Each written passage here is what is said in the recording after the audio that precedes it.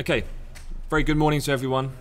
Monday the 19th of February, so I hope everyone is well and had a good weekend. A couple of things just quickly to go over for this briefing. It's probably going to be fairly short because there hasn't really been a great deal of new information that's come out over the weekend, and that's largely owing to the fact that we've got bank holidays across several major regions. So obviously Lunar New Year holiday is still in full effect over in Asia, so the likes of mainland China and Hong Kong closed today, and the mainland will be for the next couple of days.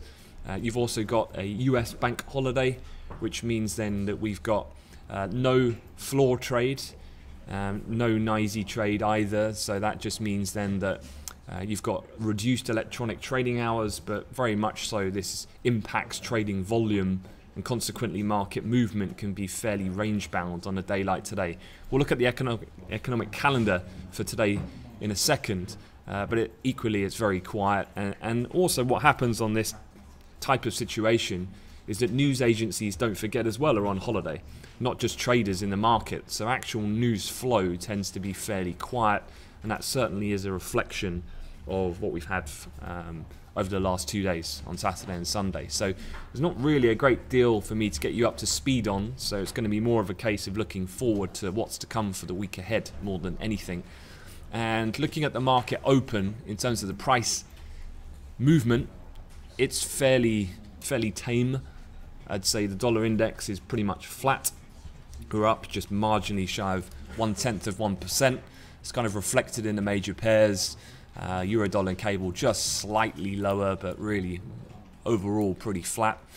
I was just looking at a level here. We had the late Friday test down in the futures at this 124.17. That was also the previous point of resistance back kind of midweek last week. So just given the fact that the dollar movement might be fairly constricted, given the market holiday, that could act as a pretty decent line of support to keep an eye on as we progress through the session. Likewise, cable still sitting just above a 140 handle for the time being. Not a great deal going on. There's been very little on the Brexit front for new headlines of real worthiness from a political point of view to meaningfully move the market.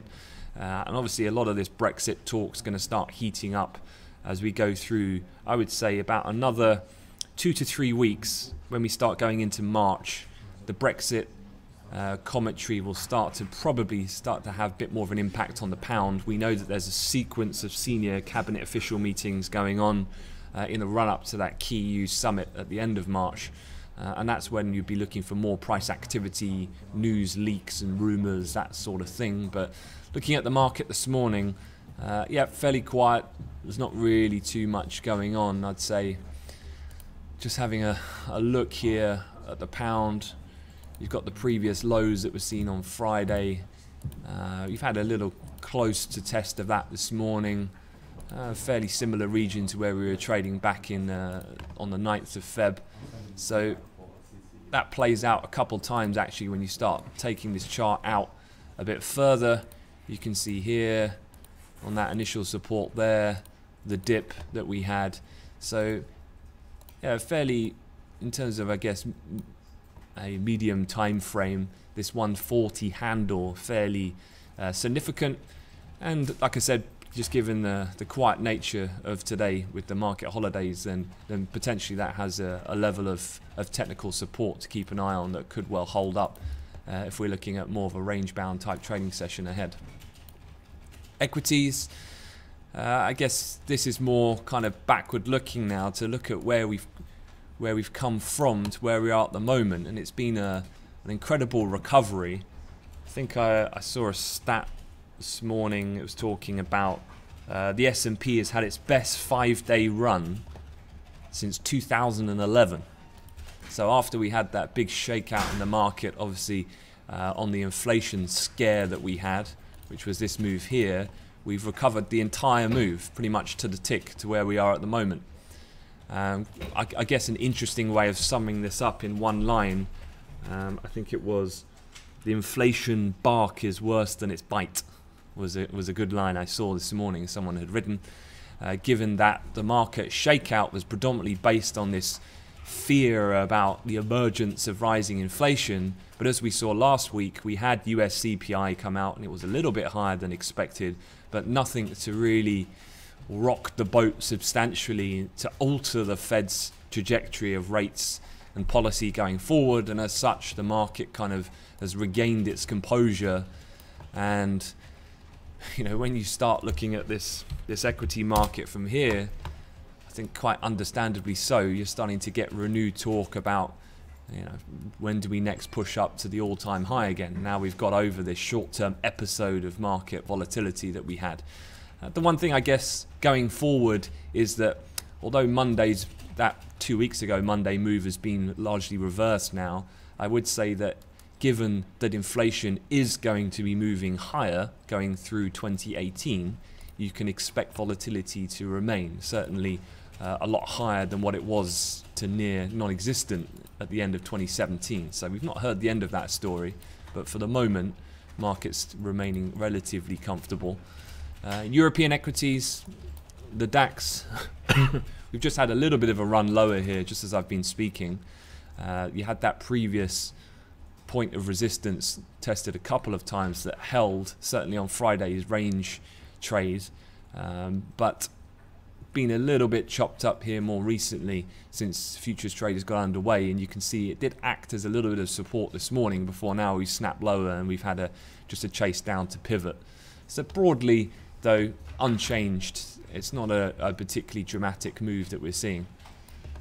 Elsewhere, oil, we're up slightly, 62.10 at the moment. So again, after what had been a pretty decent downward trend that had materialized since the beginning of February, we obviously had in the middle of this that US output number, I think if I remember rightly now, 10.27 million, and obviously larger than that of Saudi Arabia for the first time in many decades. And so this has kind of swung the balance, the supply-demand situation. However, we have recovered since, and most of the commentary that you're seeing, the likes of Russia, Saudi Arabia, still remain fairly steadfast that they'll do what's necessary on the production side to keep prices elevated. And we've just found a little bit of support here on the intraday so far on that or R1 level, which just quite neatly lines up with the $62 handle as well for the near term. Any push to the upside, obviously you've got the intraday high here at 62.39, R2 at 62.50, with just above at 78 being that previous point of the lows of support that was seen back at the beginning of February, up at 62.78, should we continue the upward trend any further. Alright, quick look then at the week. Well, let's look at the day ahead, then we'll look at the week ahead. Today is exceptionally quiet, so again, you've got to factor that into your strategies for today. I wouldn't be expecting too much. I think you've got to be fairly realistic with your targets of any trade that you're putting on. Identifying solid key technical levels and ranges might be the more prudent way to approach a session such as today, given the fact that mainland China, Hong Kong and the US all out of the marketplace. So in terms of futures trade, that's going to be trading as per normal really overall, because it doesn't shut until 6 PM London time, but there's no floor trade, so don't be expecting that usual pickup in volume when the North American markets would traditionally open. Nothing major coming out from an economic data point of view. There is one speaker to add to this, which is Mark Carney, I understand is due to appear to the Treasury Select Committee. So this is his regular kind of appearance in front of the politicians to explain recent central bank decisions. So normally that doesn't really create anything too interesting, but worth just being aware of given it's the governor. You'd also have the Eurogroup meeting today from 2:30, and obviously in the context of Brexit, worth keeping an ear out for any associated commentary. This comes ahead of the ECOFIN meeting we'll get on Tuesday. So what does the week look like? Well, this is the shape of things to come. And Tuesday, again, relatively quiet. You get the ZEW economic sentiment number coming out of Germany, which sometimes can be quite interesting. That's, remember, the one that front runs IFO, which we get later on in the week on Thursday. The difference being this is analysts and economists' views. This is companies' views. So typically the IFO one is the more important. That'll be on Thursday for Germany. Wednesday, probably the peak of interest for European scheduled data, because that's when we get the flash manufacturing and service PMI numbers across the Eurozone. We're also looking out for the latest UK, not so much the claimant count and unemployment rate that we're worried about, but what we are focused on is the average earnings numbers. So any sterling traders Wednesday it will be a key one, and then you get the FOMC meeting minutes on Wednesday evening. And then Thursday, this is the final look at, this is the final look at Q4 GDP out of the UK. So at this point, fairly inconsequential for market impact. But later on, you get your crude oil inventories. Remember, these are going to be a day later than normal to account for the US President's Day holiday today. So you're going to get the APIs on Wednesday, not Tuesday night, and the DOEs will be on Thursday, not Wednesday. And then Friday, you've got the European inflation rate, obviously a key metric to monitor, given these inflation interests across all of the major central banks at the moment. And then there's a couple of other Fed speakers littered in, particularly in the second half of the week, more so than the first half. And that's pretty much it. So not going to take any more of your time. Going to leave it at that. I'll issue out the weekly strategy report to everyone around midday today. We'll look at a few other ideas as well and trade setups going forward for the week ahead. So wish you a good day. I'll be in the chat room, so will Sam. So any questions you have for us, please feel free to pop them in there. All right? Have a good one. Thank you.